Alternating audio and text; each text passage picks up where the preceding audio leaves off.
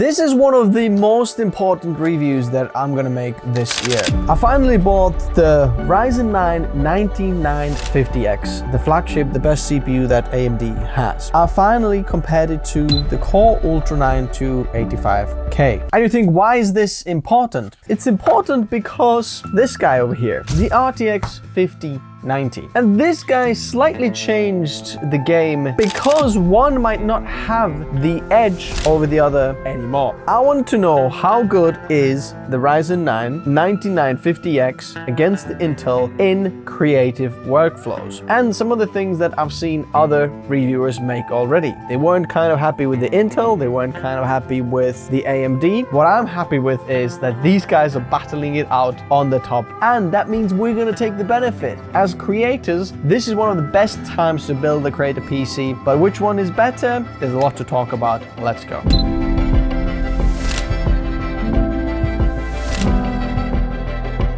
This part of the video is brought to you by Asus ProArt PX13, the ultimate 2-in-1 creator laptop with AMD Ryzen 9 AI CPU and NVIDIA RTX 4070 GPU. The PX13 is one of the most compact and powerful 13-inch laptops out there. Create smarter and faster from anywhere with AI features and military-grade toughness. Go check out our full overview in the video description below. We'll put NVIDIA on the side with AMD because, after all, they're cousins and maybe they cooked it up all together to get this blue guy out of the way. Regardless, let's take a look. Now first, I want to look under the hood in terms of specs. What is going on? What has actually changed compared to the 7950X, the previous generation, and Intel's previous generation? So we have 14900K, 285K, 7950X, and 9950X. Now, I'm really going to be focusing on the two AMD chips rather than the Intel chips, but you can see what Intel's done on the other side as well. But this review is really focusing on the AMD. If you want to see the Intel side, go check out the 285K review. We're focusing on AMD here. So in terms of core count, nothing has changed. In terms of clock speeds, Mac turbo frequency, nothing's changed either. Both of the 9950X and 7950X boosts to the same level. The base frequency though has gone down on the AMD to 4.3 from 4.5. And this is one of the things that AMD is trying to do to make it more efficient. Intel actually tried to do the same thing. Remember 14900K pulling power, and now 285K more efficient at the same power draw. That is good news actually, because now we're not just cranking the performance up, putting bigger turbos on these chips, cracking some more nitrous on it, making the cylinders bigger, putting more boost. No, not really. We're trying to evolve, we're trying to make it a little bit more clever. Now it's still hyper-threading on it, so it's got big performance cores with 2 threads per core. Whereas on the Intel now skipped completely multi-threading. There's only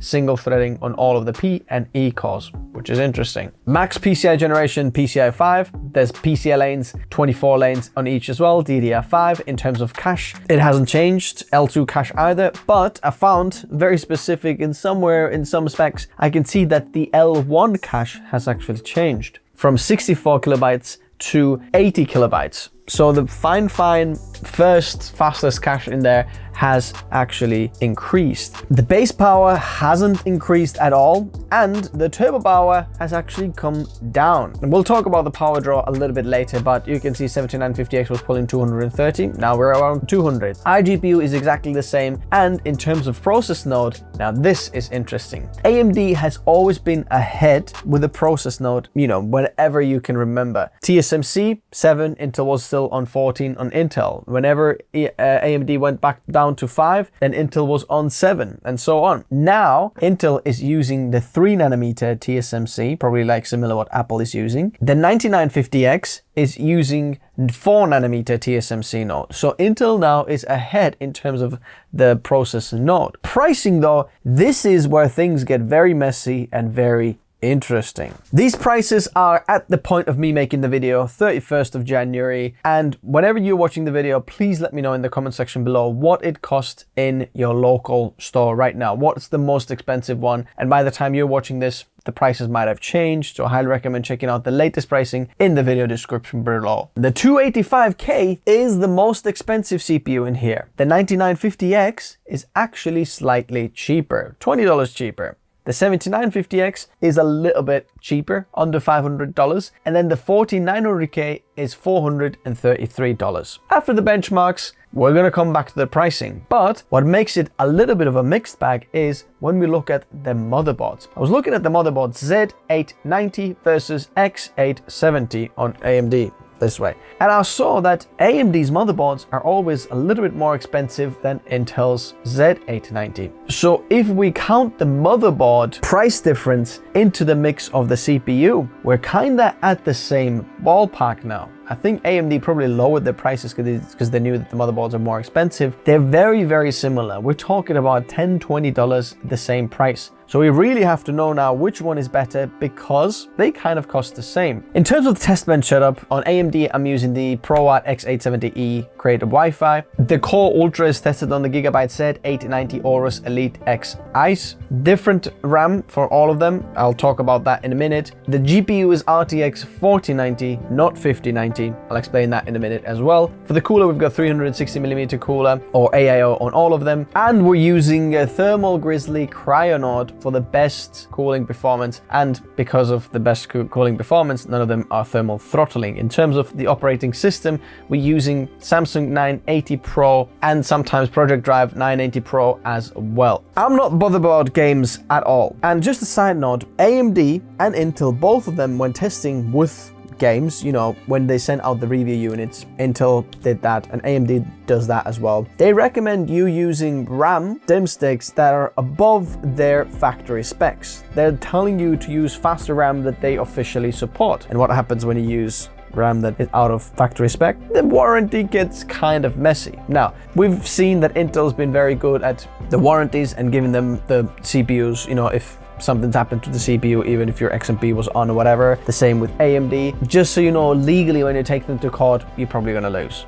But if you go to the shop, you're probably gonna get a refund. I don't know what kind of world we live in. But the memory controller is very important for creators because if we want more DIMM sticks and faster RAM, we need a good IMC. The 285K here has the best IMC right now. They support 6400 megatransfers per second, but on the fine specs, it says that officially that should be a CU-DIMM, not a U-DIMM. AMD Ryzen doesn't support CU-DIMMs, and CU-DIMMs will run a lot faster. We've got some 8500, 9000 CU-DIMMs. It's going to be super fast with the CU-DIMMs. So Intel is leading in terms of the IMC. If you look at the 9950X, official spec is 5600 megatransfers per second if you have 2 DIMMs. If you have 4 DIMM sticks, then the official goes down to 3600, which is very, very low. It's kind of like DDR4 speeds, which is embarrassing. All of this is kind of factory spec. If you're getting yourself your own one, like we just built ourselves Core Ultra system in there with an RTX 4090 from Zotac, we're using 64 mega transfers per second RAM, and this is not a CU-DIMM. It's 96 gigabytes from Kingston Fury. No problem at all. It's solid as. And when you are building yourself the best bang for buck creator PC, which you can find the build guides in the video description below, get as fast RAM as you want. If it doesn't work, it's unstable, just tune it down a little bit, you can go for it. But if you want the ultimate stability and no worries in mind and no blue screens of death, the safest bet to go with is the factory spec, which you can see over there. I'm pretty confident in saying that the Core Ultra 285K can run 6400 megatransfers per second as well, even without CU-DIMMs, if you run dual channel and single DIMM per channel. Now we've got 2 generations of the best of Intel and AMD. 7950X, 9950X, 285K and 14900K. Just if you didn't know, you're watching this video and you're like, what the heck is 285K and 14900K? Where's 5900K? Intel changed the naming game. They started again. The new Core Ultra, which you can see over here, this is 285K, not 5900K. But in essence, in terms of naming, it slots into the 15900K. Cinebench R25, the 285K is about 8.8% faster in the single core score and about 12.3% faster in the multi-core score. Interestingly, if you look at the max turbo frequency of a single core performance, both of the CPUs have exactly the same clock speeds. So looks like Intel's getting better IPC instructions per clock, which means that it can just carry more data, get more stuff done at the same speed, which probably is an architectural difference. Well, it really is. The 7950X is about 5% slower in the multi-core score and about 11.8% slower in the single core score. So as you can see, same clock speeds. We've gone down in transistor size a little bit. We've changed the architecture. We're getting better performance. In terms of 14900K, it's actually still a little bit faster in the single core score, about 15% slower in the multi-core score. Looking at Geekbench 6, things are a little bit more skewed. The 285K is about 3.4% slower in the single core score and only about 8.6% faster in the multi-core score. The 7950X is about 11% slower in the single core and about 8.6% slower in the multi-core score, so kind of the same as in Cinebench. 14900K, 5.6% slower in the single core score and about 2.4% faster in multi-core score. How is 14900K faster in multi-core score than the 9950X? Your guess is as good as mine. Looking at the iGPU here, the 285K has a lot more powerful iGPU inside. The Intel Arc GPU, whatever they want to call it in there, is a lot faster, as you can see here, multiple times faster, over 3 times faster. Looking at Photoshop here, and oh my goodness, is Team Blue getting an absolute obliteration. Interestingly, a few years ago, it was completely the other way. AMD is so much better in Photoshop. 21% slower in overall score, up to 24% slower in the filter score compared to 285K. That is ridiculous. Intel is getting beat here. 7950X about 13% slower in the overall score, and the 14900K is about 16% slower in the overall score. Look at that. The 7950X is still faster than the 14900K. For some weird reason, the 14900K is actually faster in Photoshop than the 285K. I have to retest the 285K because there's been a lot of BIOS and microcode updates and things like that. A lot of the articles online are saying that there are really no difference, but I've got to test it myself. If you want to see that, the subscribe button is your good friend. Moving on to Lightroom Classic, and here we can see that the 285K is actually 5% faster than the 9950X. Interestingly, the active score, when you're actually working with your photos, moving faders, switching between photos, the 9950X is actually faster, which usually relates to single core performance, which synthetically is faster on Intel, but in actual application, the AMD is performing about 4% better. In passive scores, when we're utilizing multi-core score, we're exporting things, Intel is about 8.7% faster. The 7950X is about 12% slower, so we've gained a little bit of performance in there, and the 14900K is about 8% faster than the 9950X. As you can see, the 14900K is the fastest in this benchmark, so if you're looking for a good fast CPU, the 14900K might be a better pick for you, but we'll get to that in a minute. Moving on to Premiere Pro, and I've got to mention some things in here. I'm one of the only ones who tests these CPUs with the iGPU turned on. And you've seen a lot of famous YouTubers, big gaming YouTubers, they test these CPUs without the iGPU turned on. Premiere Pro and video editing is very important to turn on the iGPU. That tiny GPU inside the CPU that usually means squat and is just for troubleshooting actually has some super interesting and fast media engines inside that accelerates your media playback, especially when you're working with H.264 and 5. And Intel calls it Intel QuickSync, which you can apply in Premiere Pro and DaVinci Resolve. I'm testing it with RTX 4090. And at this point, because the 50 series support that we have in here, that I said in the intro, Premiere Pro still doesn't actually support. So I can't fully utilize all of these media engines, and there's no point in testing it with the 5090 for now. We have to wait for Adobe to update it, then things get even more interesting. So this here is both of them iGPU on, dedicated GPU RTX 4090, and let's take a look at these results then. The 285K is 9 to 13% faster in the extended and standard overall scores. I did not expect that. I expected finally AMD to be better, but I have to retest that, like I mentioned, because when we put both of these on with an RTX 5090, when we have the same media engines, and then CPU is kind of the one that makes the difference. CPU core, CPU performance is the one that matters then, and when Premiere Pro finally can utilize that, then we're gonna see a little bit of a difference. But right now, at this point, when you're buying this and when I'm buying this, that's what we're seeing. If you have a 50 series, it might skew the result a little bit. And you can see that with long GOP scores. AMD is not far behind, only 15.8% faster is the 285K. When we have the RTX 5090, we'll have to see how this is going to perform. Because if we turn the 285K iGPU off, then AMD is going to win. But the question now is, how well does Premiere Pro utilize the codecs? Is it going to use Intel QuickSync, or is it going to use the NVIDIA media engines? Generally, everything is slightly faster on the Intel, apart from the long GOP scores where the Intel QuickSync clips in, and we're about 15 to 23% roughly faster in there. Interestingly, raw standard score is a lot faster on the 285K compared to the 9950X. I would have assumed that 16p performance cores with multi-threading has a lot more power in there, but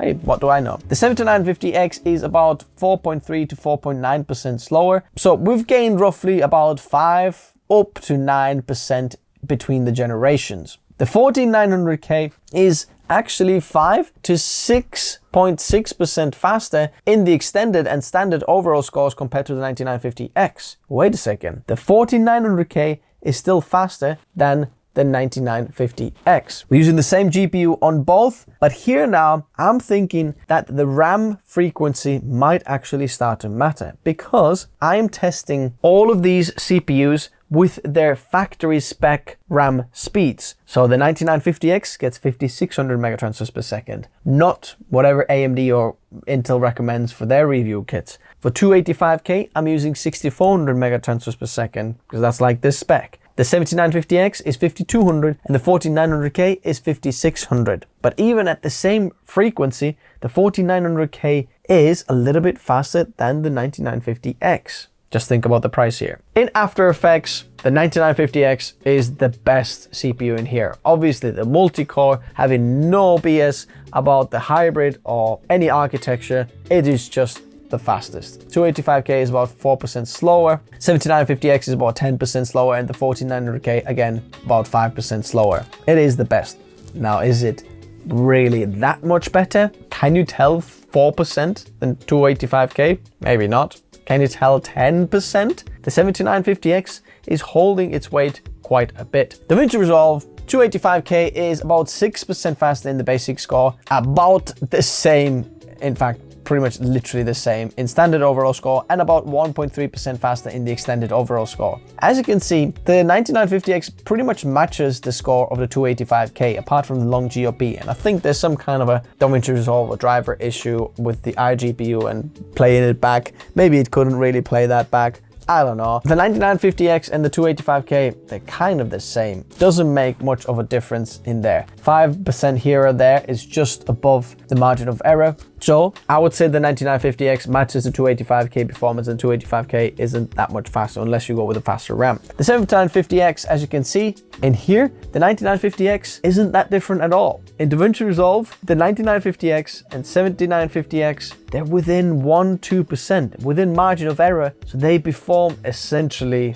the same. It's probably because DaVinci Resolve massively utilizes the GPU, and because our GPU is exactly the same, the CPU is kind of like, look, I haven't got much to do here, but I'll do it as much as and as fast as I can, and that's why they perform roughly the same. The 14900K, again, within a couple of percent of the 9950X, performs exactly the same. So all of these CPUs here are within 5% of each other in DaVinci Resolve. So if you're testing this in real world, they are really the same. Nothing different in here. One isn't so much better than the other one, unless you dive into certain codecs in certain workflows. Then you see that maybe interframe is a lot faster on Intel when working with ProRes, for example. Let's move on to Blender and 3D. Here we can see that 285K is about 5 to 7% slower in the classroom and junk shop scenes. The monster scene is essentially exactly the same. So again, 3D performance, the 9950X is spectacular.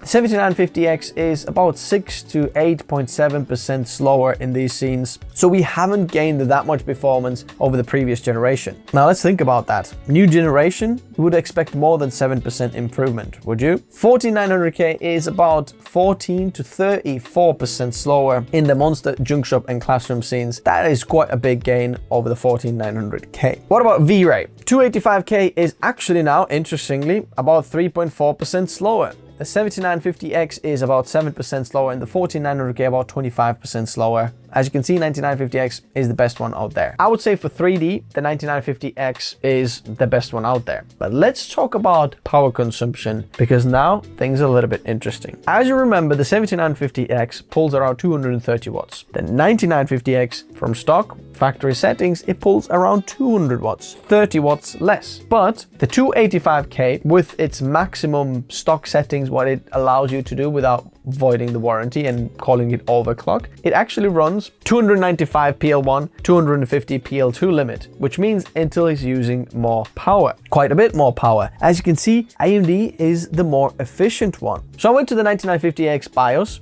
and enabled PBO. And when enabling PBO, it basically just allows it to pull a little bit more power. Remember when making Intel just limitless and let the motherboard decide? It's not really motherboard, but it's precision boost overdrive, and we're trying to push a little bit more through. And then I can see that the 9950X is pulling around 270 watts. And I thought, let's take a look, how much performance are we gonna gain when just pushing a lot more power through? We're talking about 70 watts more. That's about 33% more power on stock. We're getting about 4% increase, as you can see, in multi-score, but we're still not beating Intel at the 250 or 270 watts, depending how much it's pulling from there. So as you can see, AMD is pulling a lot less power at full utilization. Now, while benchmarking and playing around with these CPUs, I noticed one of the other things. The 9950X and AMD's in general, previous generations as well, for some reason are idling at much higher power wattages than Intel, which means that we're gonna have to do another new test in 2025 where we compare both of the platforms with exactly the same system and the actual wall outlet power draw, which one is more efficient. Now, I can spoil the conclusion, and in essence, it doesn't really matter. But if we're talking about efficiency, which one is more efficient, we can't really say. Unless you're rendering 3D all the time, AMD is the one for you. If you're doing burst workloads, Intel might be the same with AMD, but I'm guessing for most of the people, it doesn't really matter. But I made some more notes. If you enable the PBO, the warranty is void. See you later. Warranty is really gone if you want to use that. If you want to overclock both of them, obviously, you know, you can get some out, but it's gone. But I wanted to explore a little bit, let's say, Intel's benefits and drawbacks, just Intel's platform. Let's take a look at some of the benefits of going with 285K. We get Thunderbolt 5 or Thunderbolt, if you need Thunderbolt, only available on Intel system. We've got faster RAM with CU DIMMs. In fact, if you wanted to, you could get even faster memory kits there and really get even more performance because the faster RAM speed is better. And if you have 4 sticks or you need larger capacitor RAM, Intel will be probably performing better because they've got better IMC and they've got cheaper motherboards. The downsides of Intel is you've got more expensive CPU. The quality and stability is a little bit questionable now because you've seen the previous year and a half of what's happening to Intel. The quality issues, there can be some questions. Now, Intel has done very well solving these issues and there's fixes to all of them out there, but I can see why some of the consumers and customers are concerned because, hey, listen, you just messed up. Do we really trust you again? Trust issues with Intel? I understand. With this platform of Intel, there is only 2 CPUs, this Core Ultra 200 series and then the next Core Ultra 300 series. Most likely, like Intel's done previously, they're gonna change the socket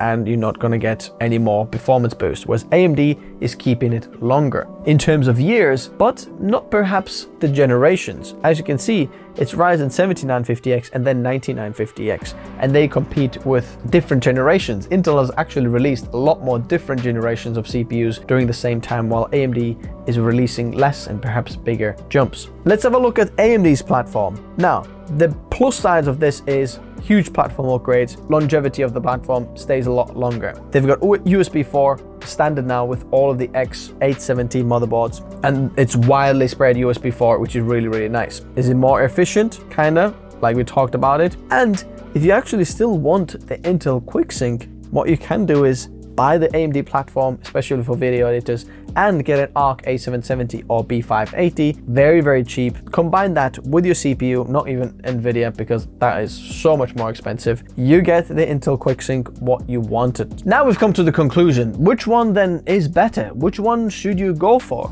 I mean, the good news is that they're both really good. And really going with one or the other, it kind of doesn't matter. Both of them are really good. Especially if you're going with a 50 series GPU, it doesn't really matter. In fact, I would say if you are buying a 50 series GPU, then go with AMD, okay? Because there's a lot more going for AMD. If you are not going with a 50 series GPU, then perhaps going with Intel is a good option for you. At the same time, if you still want to go with AMD and pair it up with the Intel GPU, you get the best of both worlds and be the best bang for buck. Voila, very good. But there's actually an elephant in the room that we haven't mentioned yet, which is the previous generation. The 7950X and the 14900K, they are the stars of the show here. Neither one of these makes as much sense as the previous generation in terms of best bang for buck and performance. They're still very, very good. The 14900K, you can get the cheapest right now. For video editing, I would say 14900K is kind of the dark horse in here. It's so much cheaper than Intel and AMD new generations, and you kind of get the best of both worlds. The IMC is still very, very good. You can still get very good parts for it. This is the best bang for buck. Then the 7950X is another one of those that's still really, really good. You might want to go with the 12-core 7900X and then wait for the 9950x, whatever the next generation is going to be. AMD is probably going to have to start again. They will. Probably will. I'll give it till the end of the year, and then you'll get something like AI Max Chips Pro Ultra AMD Ryzen Threadripper Pro Max, something like that it will be called, most likely, because they're naming, honestly, even for us, I'm like, laptop namings? Don't ask me. I'm gonna have to do a ton of research before I can tell you which one is what. If you want to have the best bang for buck creator PC right now, the newest generation don't seem that appealing because they've done the same thing what NVIDIA did with their 50 series. Unless you need very certain specific things like AI, or, not in these CPU cases, the upgrade from previous generation to the new generation, we're talking about single digits, less than 10%. In some cases, yes, more, but the previous generation is so much cheaper right now, go with them. But we still have to do an update with the 50 series when the 50 series is fully supported and Intel and AMD have ironed out their quirks. We can update the BIOS, have to do this test. I'd love to know what you think in the comment section below. If you want to check out anything that I've talked about, the links are in the description below. And if you want to reach out, I'll always get back to my next messages, links below again. Thank you very much guys for watching. This was Tech Notice. No gaming in here. I'll see you in the next video. Bye bye.